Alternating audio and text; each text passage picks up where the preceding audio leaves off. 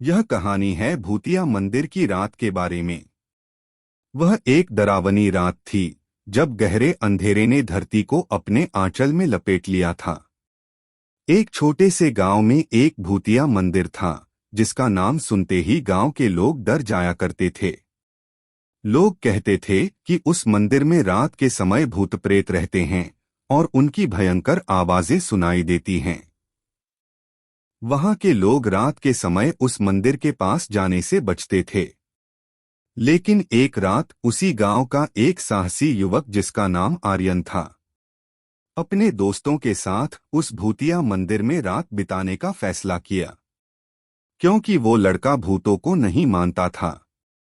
उसका कहना था कि ये सब बस एक वहम है। इसलिए वो और उसके कुछ दोस्त रात के समय उस भूतिया मंदिर के पास पहुंच गए जहां लोग कहते थे कि यहां भूत रहते हैं।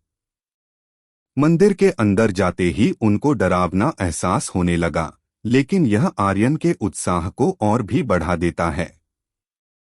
उसने अपने दोस्तों से कहा, हम यहां अपना असली हिम्मत दिखाएंगे और देखेंगे कि क्या सच में भूत प्रेत होते हैं या नहीं। उन्होंने वहां रखे दीपकों को जलाया और भूतिया मंदिर के अंदर आगे बढ़ा। एक दूसरे कमरे में उन्होंने एक भूतिया रोमांचक किताब मिली। आर्यन ने उसे लेकर अपने दोस्तों को दिखाया और वे सभी बैठकर उसे पढ़ने लगे। धीरे धीरे रात बीत रही थी और उनका डर भी कम हो रहा था। लेकिन तभी एक अजीब आवाज सुनाई दी। कौन है? आर्यन ने ऊंचे आवाज में पूछा। कुछ ही क्षणों बाद उन्हें किसी की दरवाजे की ओर दौड़ने की आवाज सुनाई दी। वे लोग डर रहे थे, लेकिन वे अपने आप को साहसी बनाने की कोशिश कर रहे थे। तभी एक डरावना भूत उनके सामने आया। उसकी आंखें लाल थीं और उसके चेहरे पर भयंकर मुस्कान थी। तुम्हारा स्वागत है आर्यन, उसने डरावनी आवाज में कहा।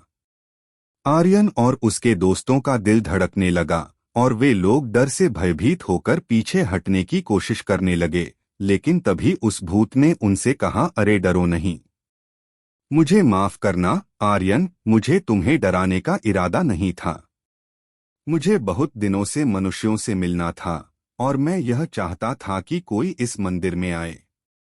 आर्यन और उसके दोस्तों का डर थोड़ा कम हुआ और वे लोग उस भूत के साथ बातचीत करने लगे।